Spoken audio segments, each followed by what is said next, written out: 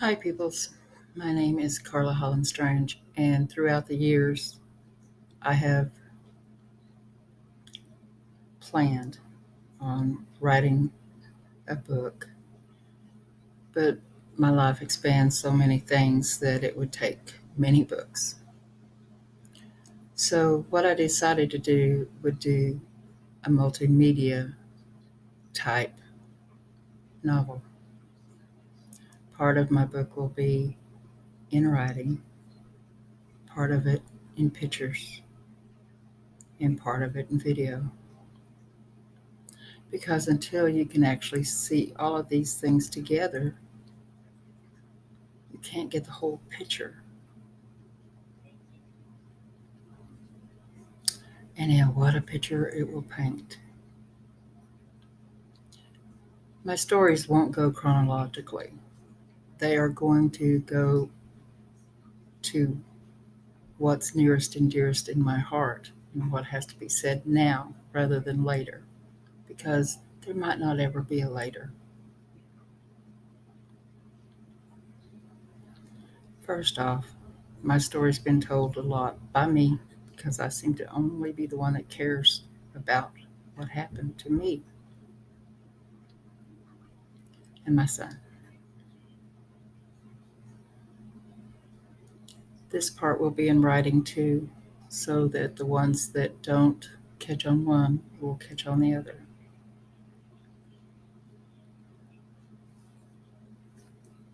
In 2010, I bought an old building in a little town called Marlin, Texas. It was an old hospital building that was built in 1916 by Dr. Bowie and uh, I can't even think.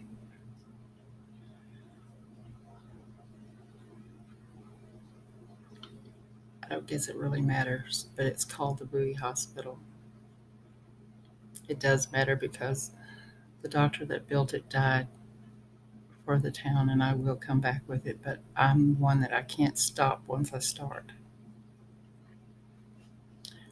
From the beginning, my life was hell in Marlin, Texas. No one took me seriously. A few days after I got there, the city council met to approve sexually oriented businesses. You see, they knew that I was a porn producer come to town. I had also run nightclubs and done all kinds of things, nude modeling, all adult stuff. I disappointed them. I bought this building and I worked night and day on this building. And it took a lot of work. But anyway, I wasn't getting accepted. I was going to turn the building into People of Worth, a kind of battered women's shelter, and also a place where people that really believed in work could get a hands up to a fresh start in their life. The downstairs I was going to dedicate to the animals of the town that people had forgotten existed because they didn't even have an animal shelter. Yet the population was well large enough to have an animal shelter. I tried to volunteer to help them get dog foods and to organize, and they tried to get me to join what was called FARM, Falls Animal Rescue Mission, which was a joke. I don't think they ever rescued a dog in their life, yet they collected many, many, many dollars. They collected many pieces of land, and yet they never rescued animals. It was run by the mayor. I think 8 or 9 years into it, they still didn't have anything accomplished, and yet they had been collecting money for all that time. But you'll find that there was a lot of nonprofits That was not what they seemed. I started off with calling the police when I was being harassed or when things were being stolen or whatever. They did nothing. Nothing. But there was many things, and I'm going to rush past those because those are stories unto themselves, and I will be back with those in May. Well, the last part of April. My building was lit on fire at 7:30 in the morning. And I say lit on fire because there was no electricity at the time. And the only way you start a fire is with fire. As I come around the building, an officer was running around my building from the very end that the fire had launched. My son and his dog was in the building. I hadn't been staying there. I was staying at a hotel half a block away because we had no electricity or water. They had taken those away from us.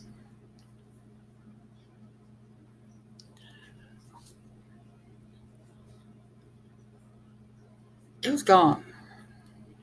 All the work I'd done for all those years was gone, wiped out, gutted.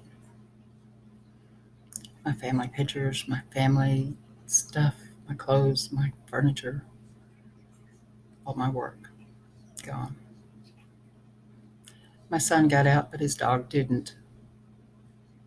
She burnt to death in the fire. It took 1 year to get that fire report. 1 year. When the fire report came back, it stated that there was no human nor electrical cause for the fire. What does that leave?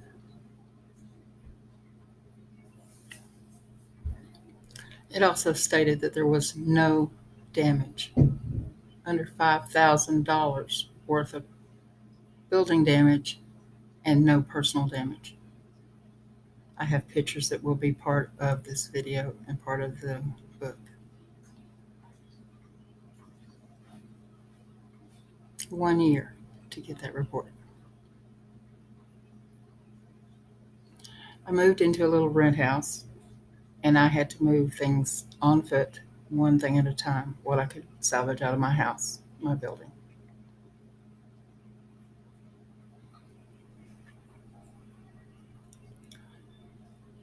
An officer named West started stalking me at that point. He'd pull up to tell me to meet him here or meet him there at night. I'd just go about my own business and forget him because I knew how the police had treated me in the last months, years. One night there was a storm coming up, so I got my wheelbarrow and I decided to go get my law books out of my building before the rain ruined them because there was holes all through the roof from the fire. I crossed the train tracks by the Chamber of Commerce, and some kids drove by making insinuations and da da da da, and you could tell they were drunk and wild. So I decided maybe not. So I turned around and I saw a cop car at the train tracks. What a book, huh? I'm going to end up crying through it. I turned around to let the cop know that there was some drunk kids running the streets. The cop rolled down his window and there sat West. I said, Officer West, there's some kids running around. They're drunk, I think. I'm trying to be as nice as I could be. He said, Carla, we need to have a little talk. I said, well, I don't have any wants or warrants. I had a pretty clean record. I knew I wasn't wanted. 3 times he told me to get in the car and we'd go have a talk. I couldn't fight him. I said, "Well, what about my wheelbarrow?" He said, "Leave it there. In fact, put it in the back seat of the car." A wheelbarrow. Muddy wheelbarrow. I said, "No, I'll leave it here, but what if something happens to it?" He said, "I'll get you another one." I said, "I'll get in the car if we can stop and tell my mom." She was half a block away. In fact, she was turn your back and walk there. He said, "Okay, we'll do that." I got in the back seat of the car, the ones you can't get in and out of. He got on the phone or on his dispatch thing and said something to him. He did a U-turn, drove right past my mom's house.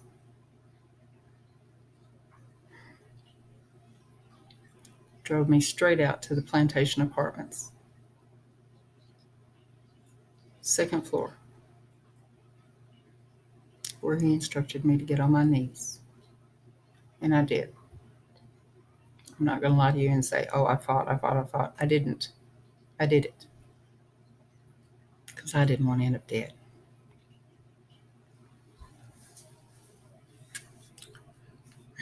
Afterwards, he dropped me off at my wheelbarrow. But he made me ride in the front seat this time. He even called in to his dispatch at that time and told him he was taking a lunch break. I didn't call the cops that night. I waited till in the morning when I knew an officer named John would be on duty because I trusted him. He was the only one I trusted. I talked to John, and he told Chief, and Chief came and talked to me.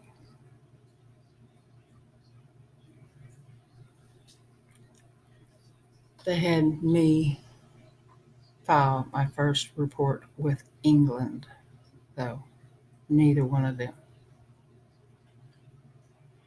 England became my nemesis at that exact moment.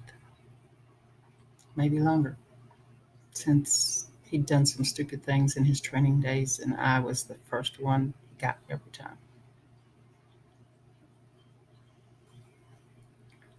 I was scared.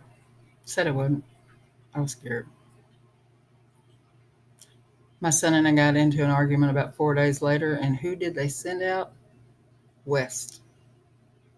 Just to let me know to stay scared.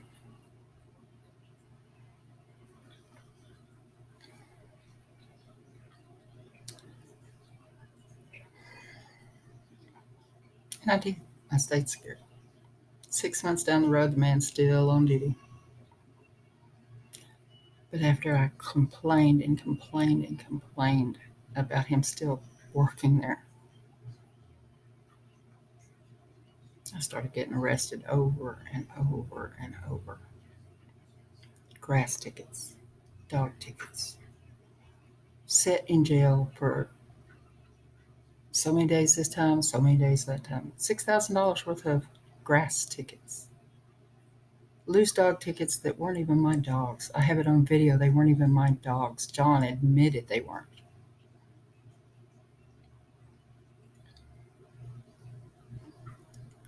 Nobody listened.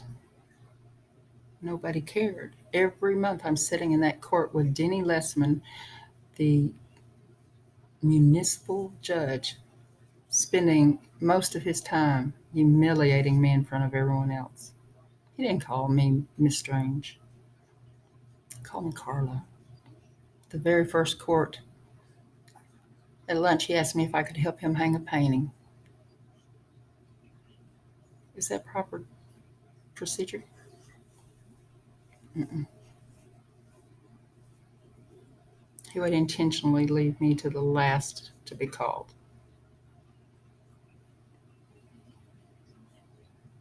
So he could humiliate me more. Bring me in there in my little orange outfits for my grass tickets to come to court.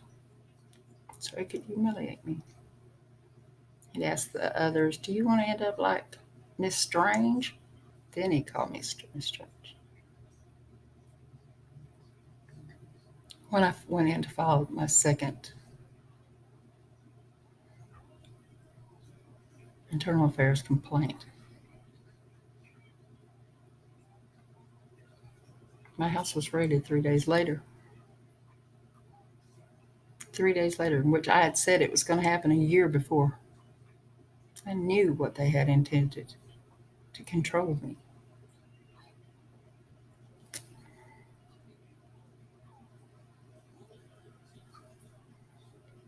As soon as I got there, they had that committee meeting wanting sexually oriented businesses. And out of all those years, I'd never had any trouble there at all. I took my Reiki papers, I took all my paperwork in as soon as I got there.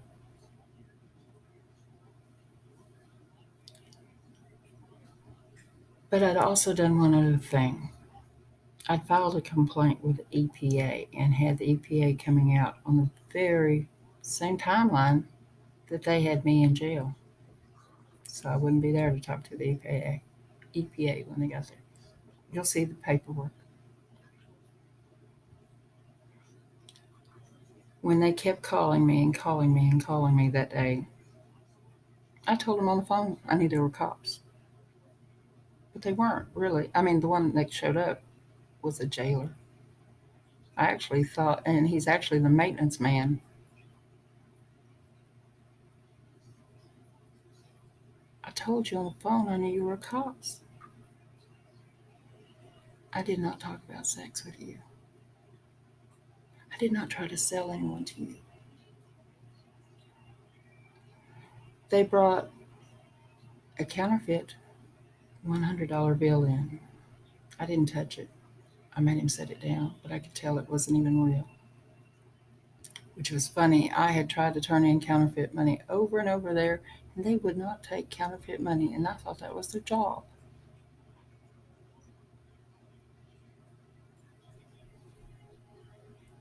The guy told me he wanted me to get nude, but he liked to keep his clothes on. And he asked me if I had any friends and all this shit when I'm knowing what he is. I figured, well, if he wants a show, that's fine with me. On the phone, he had asked me if $100 would get him a good time. I told him $100 would get anybody a good time, which is true. We're going to pause right here. We'll come back to the rest of the story. End of chapter 1.